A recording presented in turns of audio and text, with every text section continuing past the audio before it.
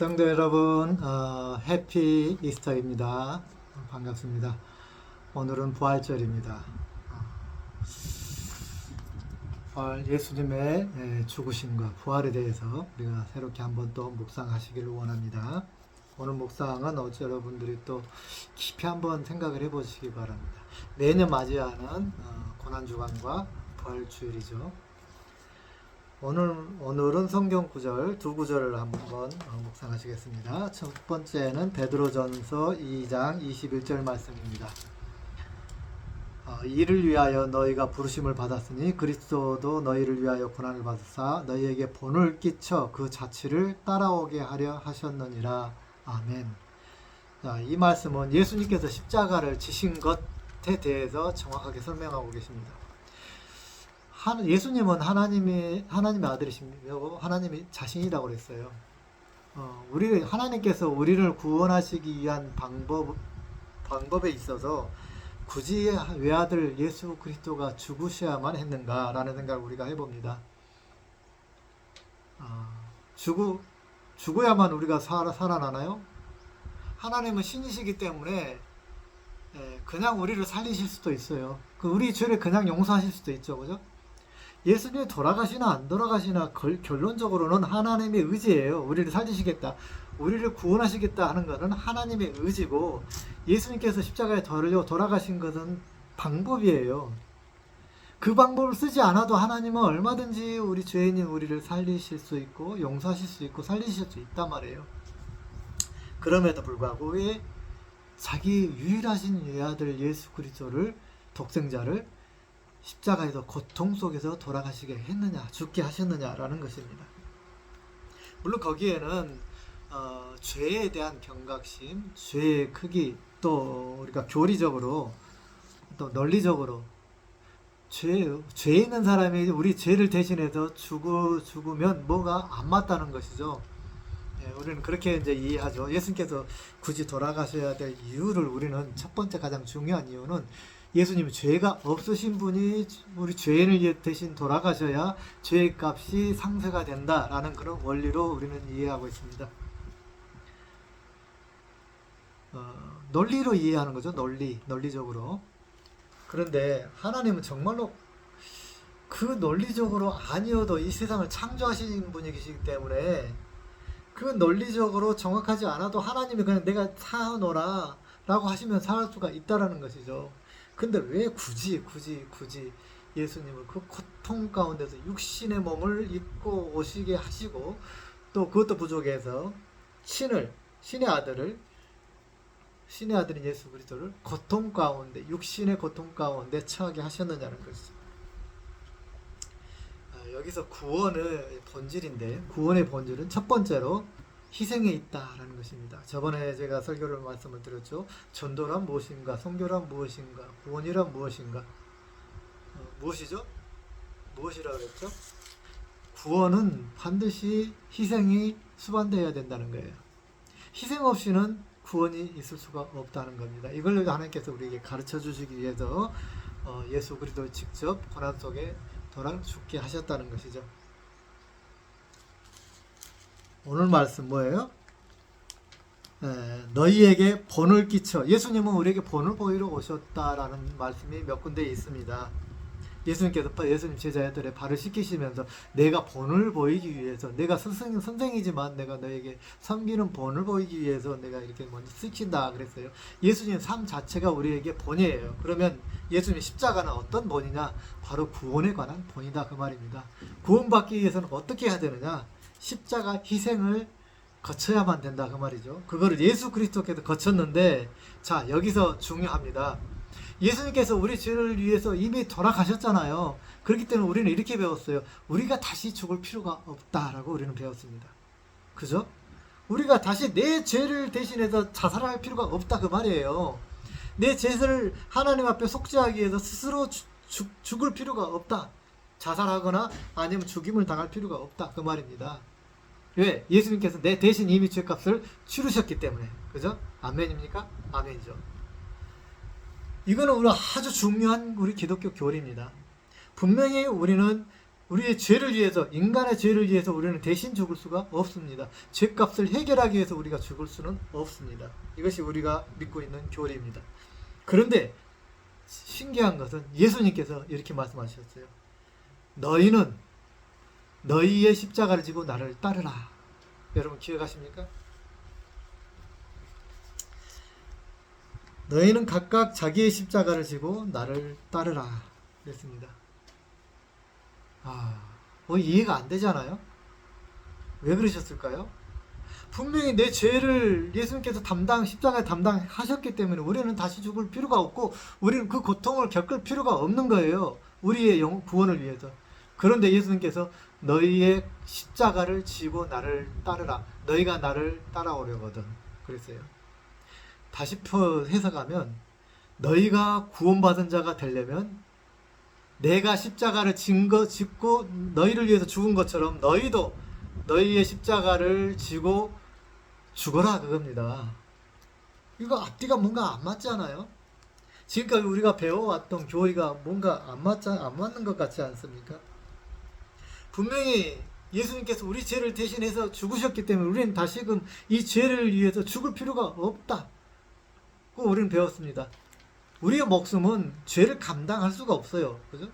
예, 그렇기 때문에 우리는 결코 우리 죽음으로 인해서 죄를 용서받을 수가 없습니다. 그럼에도 불구하고 예수님은 너희의 십자가를 지고 나를 따르라 그랬습니다. 그것이 구원의 본질이라고 말씀하시는 것입니다. 그러면서 또 내가 거저 주었으니 너희도 거저 주어라 그래요. 내가 공짜로 이 구원을 공짜로 주었으니 너희도 공짜로 주어라. 너희 희생을 공짜로 남에게 주어라라는 것입니다. 이것이 십자가의 정신이고 구원의 정신이고 구원의 본질인 것입니다. 우리는 우리의 죄를 위해서 우리는 다시 죽을 필요는 없습니다. 죽는다고 해서 우리의 목숨 때문에 죄가 없어지지는 않습니다. 그러면 우리의 십자가를 진다는 의미는 무엇이겠습니까? 바로 예수님께서 우리에게 구원을 위해서 희생을 가르친 것처럼 우리도 남을 위해서 희생을 하라는 것이죠. 그것이 바로 구원받은 자의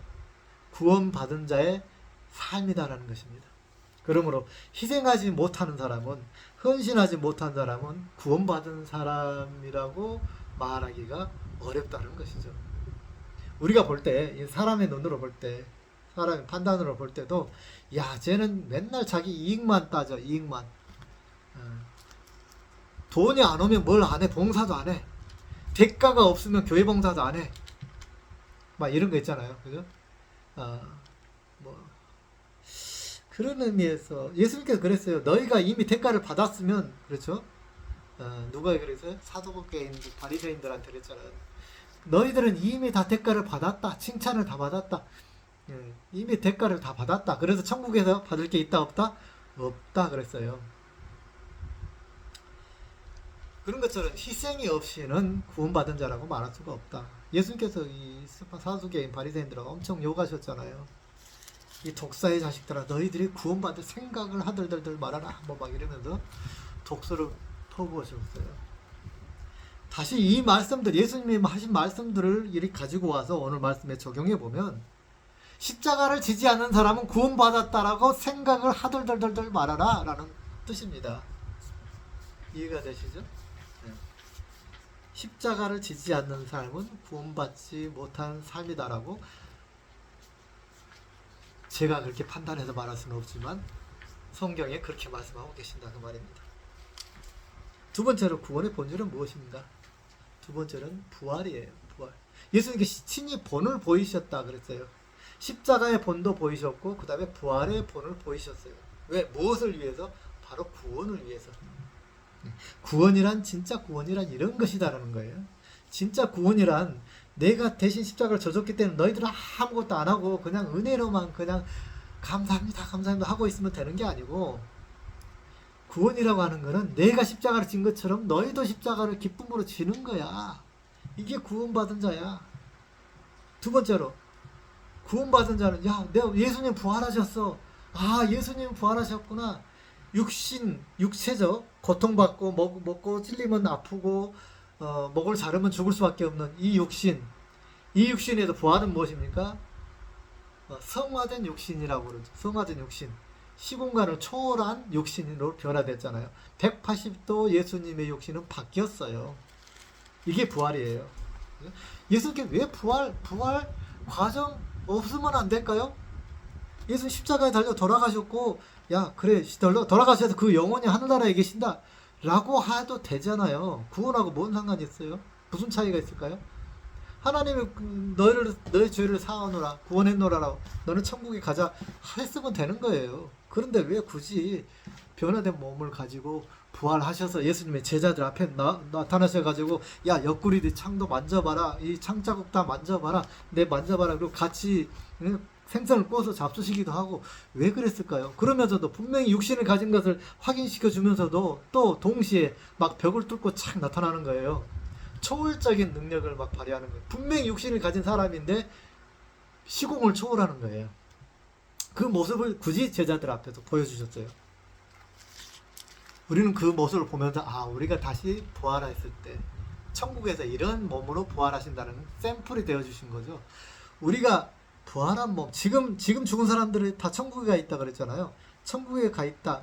근데 천주교에서는 물론 이제 천국에 못 간 사람들은 여러 개가 있다, 뭐 이렇게 이야기합니다. 어쨌든 간에 이 좋은 낙원 이상에 가 있는 거예요. 현재 우리 죽은 사람들, 예수 믿고 죽은 사람들.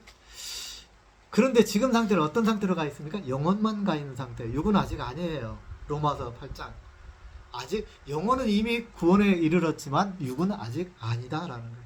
육은 언제? 예수님의 십자가에, 예수님께서 심판하실 그때 육도 마저 부활해서 온전한 변화된 몸으로 간다. 이거를 먼저 보여주시기 위해서 부활하셨다. 이게 첫째입니다. 두 번째 의미는 무엇일까요? 두 번째 의미는 변화라는 그 단어의 핵심이 있습니다. 변화되었다. 변화산이란 말이 있잖아요. 여러분, 변화산에서 어떻게 됐죠? 예수님의 모양이 완전히 성스럽게 변화된 모습. 거기서 모세를 만나잖아요. 그런 것처럼 변화되었다라는 데 포커스가 있습니다. 구원받은 자는 두 번째로 변화되어야 된다. 부활이란 변화를 상징하고 있어요. 변화된 삶을 상징하고 있어요. 그리고 우리 그리스도인이란 뭐예요? 그리스도인이 되었으면 그 다음에는 우리는 부활해야 됩니다. 이 땅에서의 부활해야 돼요. 물론 미래의 부활도 있지만, 죽은 다음에 최후 심판의 부활도 있지만, 이 땅에서 부활, 이 땅에서 천국, 이게 무엇이냐? 바로 자기 삶의 모든 가치관이 바뀌는 걸 말하는 거예요. 180도 바뀌는 거예요. 자, 사도 바울이 아주 좋은 예잖아요. 예수 믿는 자를 잡아 죽이는 것이 자기 사명으로 알고 있었던 사람이 예수님 만나고 나서 그 몸과 마음이 부활했다, 그 말이에요.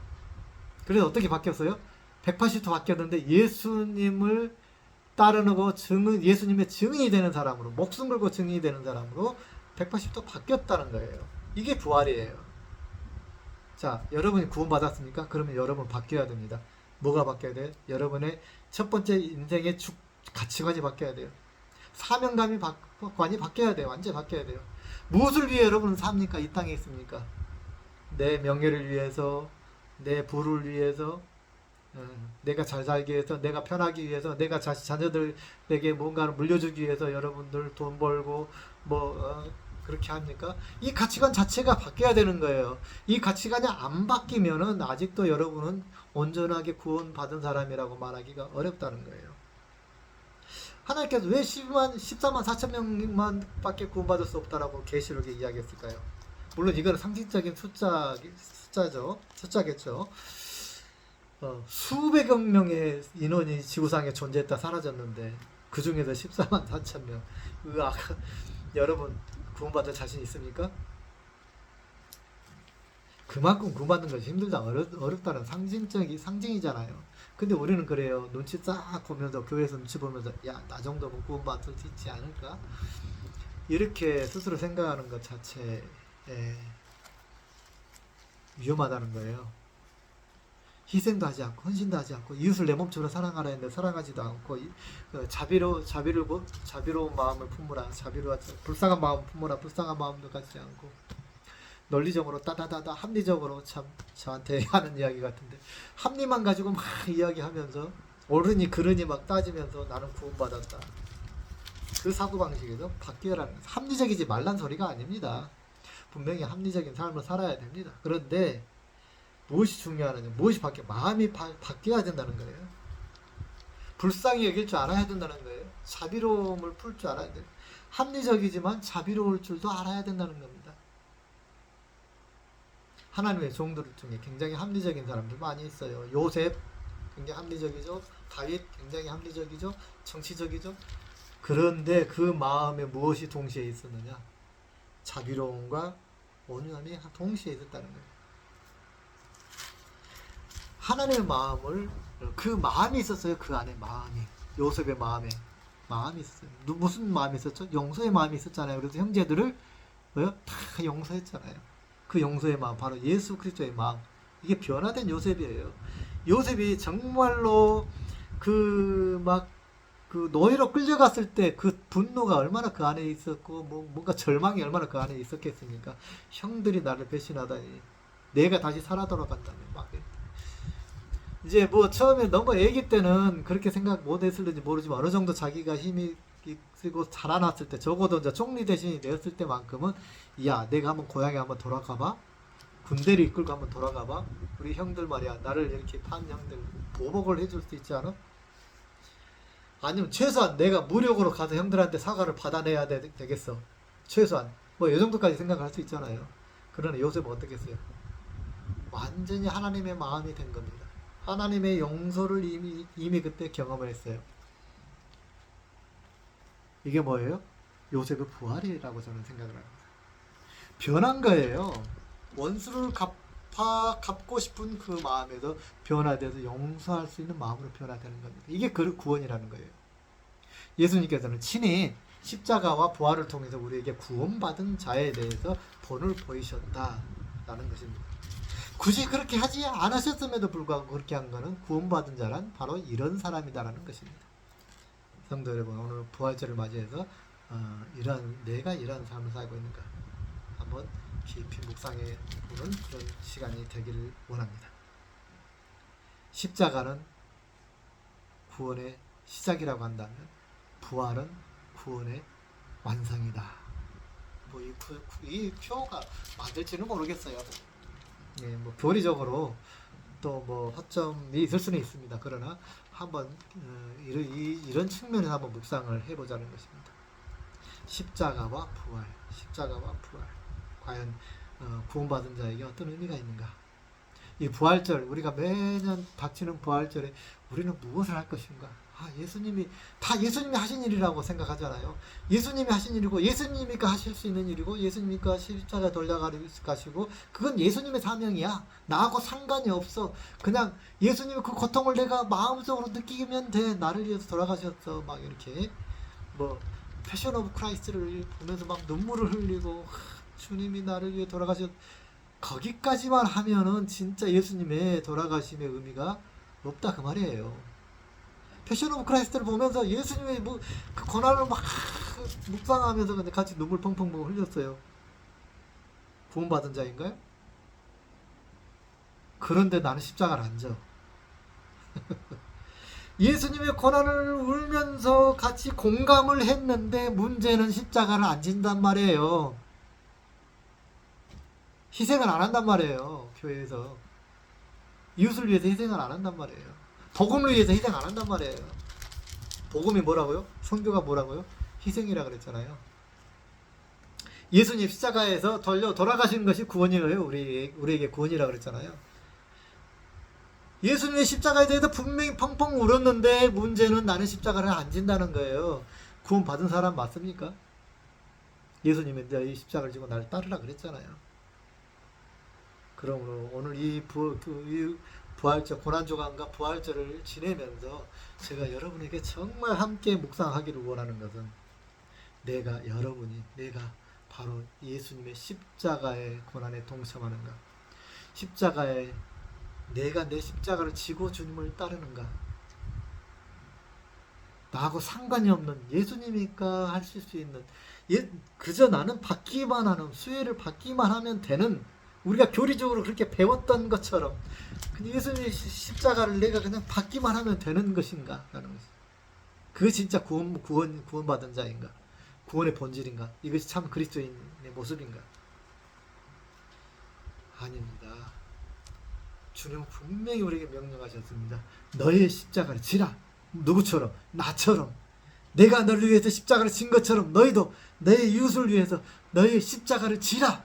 복음을 위해서, 성교를 위해서 십자가를 지라. 내 이웃의 구원을 위해서, 전도 대상자의 구원을 위해서 너는 희생을 감수하여라. 이것이 바로 구원받은 자다 라고 말씀하십니다. 그리고 여러분의 성품을 바꿔라. 예수님이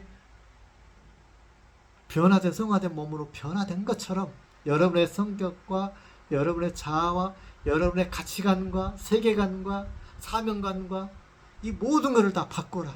180도 바꿔라. 그래야만이 너희는 구원받은 자다라는 것입니다. 아멘. 오늘 구원받은 자가 무엇인가? 구원의 본질에 대해서 예수님의 본을 보이신 고난과 십자가의 고난과 부활을 통해서 우리가 깊이 묵상하는 이 부활절이 주일이 되시기를 간절히 축원드립니다. 기도하겠습니다. 영광의 주님 감사합니다. 오늘 부활절을 맞이해서 매년 맞이하는 부활절 나와 상관이 없는 것처럼 느끼고 그냥 그 부활의 기쁨에 그 예수님의 고난에 내가 묵상하고 눈물을 흘리고 예수님의 부활을 기뻐하고 계란을 나누었지만은 정말로 그걸 내가 그 예수님의 고난과 부활이 구원받은 자와 이렇게 직결되어 있는 것을 우리는 깨달지를 못했나이다. 주님 용서하여 주옵소서. 오늘 다시금 깊이 묵상하고 아버지의 본을 따라서 예수 그리스도의 본을 따라서 십자가와 부활의 경험이 우리 가운데 그 삶이 우리 가운데서 이루어지기를 원하나이다. 이제는 우리 주 예수 그리스도의 은혜와 하나님 아버지의 무한하신 사랑과 성령님의 교통하심이 십자가의 고난과 부활의 기쁨, 변화를 몸소 실천하며 경험하기를 원하는 아버지의 사랑하는 자녀들 머리 위에 이제부터 영원까지 함께 하시기를 간절히 축원하옵나이다. 아멘. 할렐루야. 주님 한 주간 또한 승리하는 한 주간 되시기를 축원합니다. 할렐루야.